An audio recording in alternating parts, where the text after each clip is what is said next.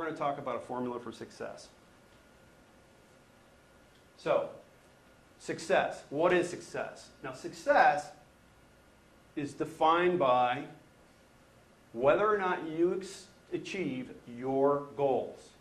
Not whether or not you achieve his goals or her goals, but whether or not you achieved your own goals. And if you achieve your goals, you're going to feel happy and satisfied about that. And that's a definition of success. And one that you should be very, very proud of, because too often people will get consumed with whether or not they have enough money, or enough this, or enough that. But those aren't necessarily the important things.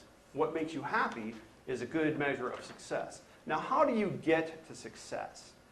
What happens if we were talking about those boundaries and you find that you're outside the boundaries, spending too much time here or too much time there? Well, if you want to achieve success, what do you need to do? You need to go ahead. To set a goal. You have to set a goal. But what happens if you have that goal and you're not reaching that goal? Then you have to do something differently, right?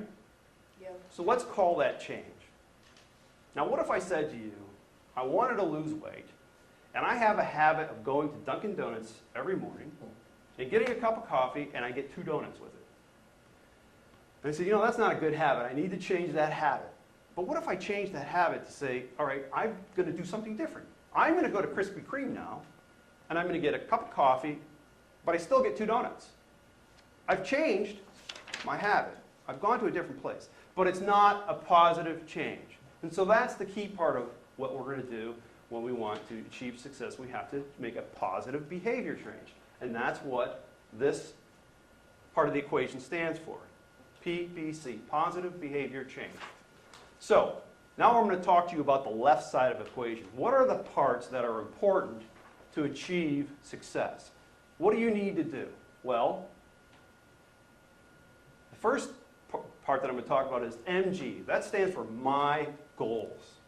So you guys are working on perhaps an Eagle Scout project, and I believe, if I understand correctly, you get to choose what that project is. Now that's extremely important. Why? Because if you pick the project, you're going to be much more passionate about pursuing whatever it is you decided to do than if somebody told you, I want you to do this, or I want you to do that. Do you all agree?